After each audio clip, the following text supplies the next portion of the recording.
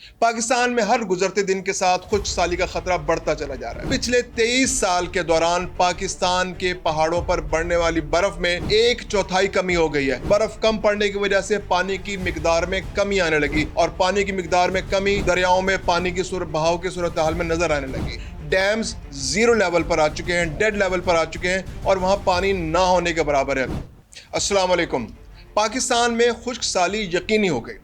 पहाड़ों पर बर्फ कम पड़ने लगी, दरियाओं में पानी कम होने लगा, लोगों ने ज़मीनी पानी पर इन्हिसार बढ़ा दिया।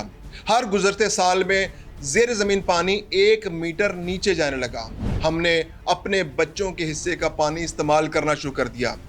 यानी पाकिस्तान का हर शहरी अपने मुल्क को रेगिस्तान बनाने पर तुल गया। मैं हूं खुर्रम कलीम और आप देख रहे हैं 24 डिजिटल। पाकिस्तान में हर गुजरते दिन के साथ खुश्क साली का खतरा बढ़ता चला जा रहा है। पाकिस्तान के दरिया पहाड़ों से आने वाले पानी से बहते हैं। इन पहाड़ों पर अगर बर्फ पड़ती है तो दरियाओं में पानी आता है। पिछले 23 साल के दौरान पाकिस्तान के पहाड़ों पर बढ़ने वाली बर्फ में 1/4 कमी हो गई है। यानी 23.6% कमी पिछले 23 साल के अंदर रिकॉर्ड की गई है, जिसकी वजह से पाकिस्तान के दरियाओं में आहिस्ता आहिस्ता पानी कम होता जा रहा है। हर साल पहाड़ों पर कम बर्फ पड़ रही है। पाकिस्तान के ख़ास तौर पे कोहे हिंदू कुश और हिमालय के पहाड़, जो पाकिस्तान के ज़्यादातर दरियाओं का सरचश्मा जहाँ से दरिया निकलते हैं, उन पर पानी कम होने लगा। वहाँ पर बर्फ़ कम पड़ने लगी। बर्फ़ कम पड़ने की वजह से पानी की मिकदार में कमी आने लगी और पानी की मिकदार में कमी दरियाओं में पानी की बहाव की सूरत हाल में नज़र आने लगी। इस साल भी पाकिस्तान के दरिया अभी अपने वक्त से पहले खुश्क हो चुके हैं। डैम्स 0 लेवल पर आ चुके हैं, डेड लेवल पर आ चुके हैं और वहाँ पानी ना होने के बराबर है। अब मज़ीद बारिशें होंगी तो उसके बाद पानी की सूरत हाल बेहतर होगी। आप ये नोट करें कि 1947 में हर पाकिस्तानी के लिए 5600 मुकाब मीटर पानी सालाना दस्तयाब होता था। अब मुकाब मीटर क्या होता है?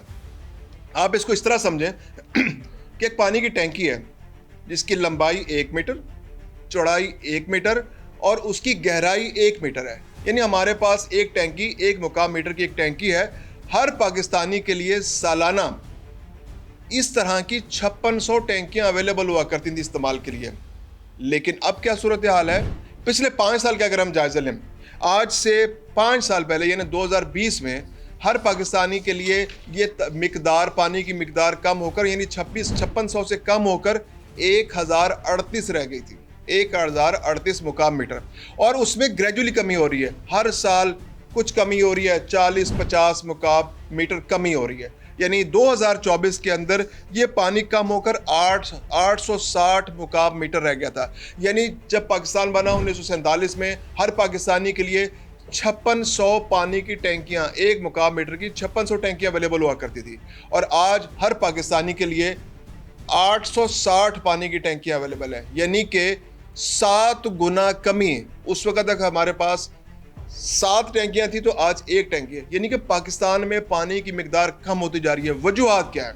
वजूहात क्या है? पाकिस्तान के अंदर आबादी बहुत तेज़ी से बढ़ रही है। उस वक्त पाकिस्तान की आबादी जो थी, जो मगरबी पाकिस्तान है, उसकी आबादी हार्डली 4 करोड़ थी।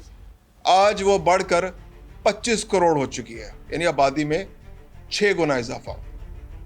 इसके अलावा पानी ज़ख़ीरा करने की सलाहियत हमारे पास नहीं है।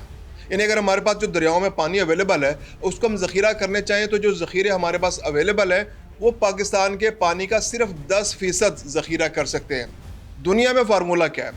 दुनिया में पानी ज़ख़ीरा करने का फार्मूला था, इंटरनेशनल फार्मूला है। यानी कि आपके पास, हर मुल्क के पास अपने दरियाओं में दस्तयाब पानी को ज़ख़ीरा करने की सलाहियत 40% होनी चाहिए। हमारे पास कितनी है? 10%। हमने सियासत की वजह से, सियासत की नज़र करके पाकिस्तान में पानी ज़ख़ीरा करने के तमाम प्रोजेक्ट्स को तबाह करके रख दिया। कालाबाग डैम हो या कोई और मंसूबा हो, इवन भाषा डैम भी पिछले 20 साल के अंदर उस पर काम का आगाज़ ही नहीं हो सका। पाकिस्तान की सियासत ने, पाकिस्तान के हालात ने, और आज भी, अच्छा एक तो डैम्स होते हैं ज़ख़ीरा करने के लिए, इसके अलावा नहरें भी पानी को ज़ख़ीरा करने का एक बहुत बड़ा ज़रिया होती हैं। तो अगर आप पिछले कुछ अरसे से देखें तो पाकिस्तान में नहरें बनाने की कोशिश हुई, लेकिन वो भी सियासत की नज़र होती दिखाई दे रही हैं। ये 6 नहरें जिनमें से 3 तकरीबन मुकम्मल हो चुकी हैं और 3 पर इख्तलाफात हो गए, तो वो भी پروجیکٹ جو ہے خطرے میں پڑ چکا ہے اور وہ اس پر سیاست ہو رہی ہے اور پتہ نہیں کون کس کروٹ بیٹھے گا. تو پاکستان میں پانی ذخیرہ کرنے کے وسائل بہت کم ہیں. اس کے علاوہ یہ جو ڈیمز ہوتے ہیں یہ سیلابوں کو روکنے کی صلاحیت رکھتے ہیں. پاکستان کے اندر جو ڈیمز ہیں ان کے اندر اتنی سلٹنگ ہو چکی ہے, ان کے اندر اتنی مٹی بیٹھ چکی ہے کہ ان کا اب ذخیرہ بہت کم ہو گیا ہے. اور چونکہ ان کی کیپیسٹی بھی صرف 10% ہے پانی کو روکنے کی ہے, تو اس لیے اگر سیلاب کا بڑا ریلا پیچھے سے آتا ہے تو پاکستان میں کسی سیلاب کو روک نہیں سکتا. اگر ہم کالا باغ ڈیم بنا لیتے تو ہمارے پاس سیلاب کو روکنے اور اس کے پانی کو ذخیرہ کرنے کی ایک صلاحیت موجود ہوتی, تو ہم اس صلاحیت سے بھی محروم ہیں. اس کے علاوہ نہری نظام میں بھی ہماری سلٹنگ اتنی زیادہ ہو چکی ہے, اور اس کے علاوہ نہریں ہم نے پچھلے 40-50 سال کے اندر نئی نہریں نہیں بنائیں, جس کی وجہ سے پانی کیپیسٹی کرنے یا پانی کو سٹور کرنے کی کیپیسٹی ہمارے پاس نہ ہونے کے برابر رہ گئی ہے. اس کے علاوہ موسمیاتی تبدیلیاں, انسان اپنی حرکتوں کی وجہ سے ایکو سسٹم کو نقصان پہنچا کر موسمیاتی تبدیلیاں لا رہا ہے. ان موسمیاتی تبدیلیوں کا اثر کیا آ رہا ہے کہ پاکستان میں بارشیں کم ہوتی چلی جا رہی ہیں, پاکستان میں برف باری کم ہوتی جا رہی ہے. اس سے کیا ہو رہا ہے کہ پہاڑوں پر برف نہیں جم رہی. میں کوہ ہندو کش اور ہمالیہ کی بات ہی نہیں کرتے, اب کوہ سفید اور اس کے بلوچستان کے پہاڑوں کی بات کر لیں. آج سے 20 سال پہلے جو لوگ کوئٹہ میں رہتے تھے وہ کہتے تھے کہ جب ہم بچپن میں دیکھتے تھے تو کوئٹہ کے پہاڑوں پر چاروں طرف برف نظر آتی تھی, اونچے پہاڑوں پر. لیکن پچھلے 20 سال سے کوئٹہ کے پہاڑوں پر برف نہ ہونے کے برابر رہ گئی ہے. ہنہ لیک وہ ہر سال سوکھ جاتی ہے, جس کے سوکھنے کا سوال ہی پیدا نہیں ہوتا تھا. کوئٹہ میں اور بلوچستان میں کاریز سسٹم تھا, قدرتی کاریز سسٹم تھا, چشموں کے پانی کو زیر زمین ایک جگہ سے دوسری جگہ لے جایا جاتا تھا. وہ تمام کا تمام نظام ٹھپ ہو چکا ہے, تمام کاریز بند ہو چکے ہیں بلوچستان کے اندر. تو یہ انسان کا کیا دھرا ہے کہ انسان جو ہے پانی کے سسٹم کو ایکو سسٹم کو نقصان پہنچا رہا ہے, جس سے بارشیں کم ہو رہی ہیں, جس سے پہاڑوں پر برف باری کم ہو رہی ہے, جنگلات کٹتے چلے جا رہے ہیں, آب و ہوا تبدیل ہو رہی ہے, گرمی کی شدت میں اضافہ ہو رہا ہے, اور ہم اپنے آنے والے دنوں کے لیے پاکستان کو اور اس خطے کو ریگستان میں تبدیل کرنے کے لیے سر دھڑ کی بازی لگائے ہوئے ہیں.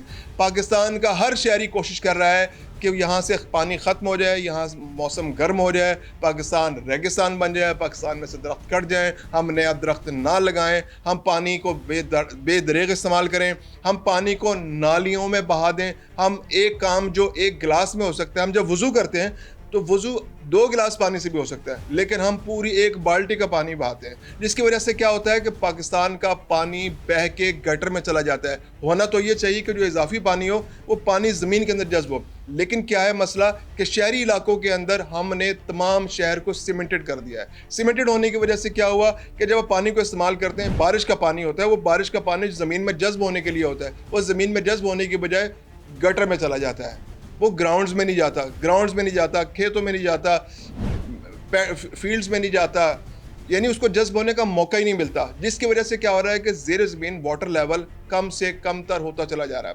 اگر ہم لاہور شہر کی مثال لیں, لاہور شہر کا ٹوٹل انحصار زیر زمین پانی پر ہو چکا ہے. جگہ جگہ پمپنگ سٹیشنز لگے ہوئے ہیں, زمین سے پانی سک کیا جا رہا ہے, اس پانی کو ہم استعمال کر رہے ہیں, بے تحاشا پانی استعمال کیا جا رہا ہے, اور اس پانی میں سے ہم بہت تھوڑا سا استعمال کرتے ہیں اور باقی گٹر میں بہا دیتے ہیں. یعنی ہم باتھ روم کے اندر, کچن کے اندر اور ہر جگہ بے تحاشا پانی کو استعمال کر رہے ہیں, اور بارش کے پانی کو سٹور کرنے کا ہم نے کوئی انتظام نہیں کیا. پاکستان میں قوانین موجود ہیں کہ آپ نے ہر گھر میں ایسا انتظام کرنا ہے کہ آپ پانی واٹر جو بارش کا پانی ہے اس کو محفوظ کریں, اور اس کو آبپاشی کے لیے, پودوں کو پانی لگانے کے لیے, کپڑے دھونے کے لیے استعمال کریں, گاڑیاں دھونے کے لیے استعمال کریں. لیکن ایسا نہیں ہے, ہم زیر زمین کے نیچے سے حاصل ہونے والے پانی کو استعمال کر رہے ہیں, اس کو نکالتے ہیں اور اس کو بے دریغ استعمال کر کے اس کے میکسیمم حصے کو گٹر میں پہنچا دیتے ہیں. اس سے کیا ہو رہا ہے کہ پاکستان میں, لاہور میں خاص طور پر زیر زمین ذخائر کم سے کم تر ہوتے چلے جا رہے ہیں.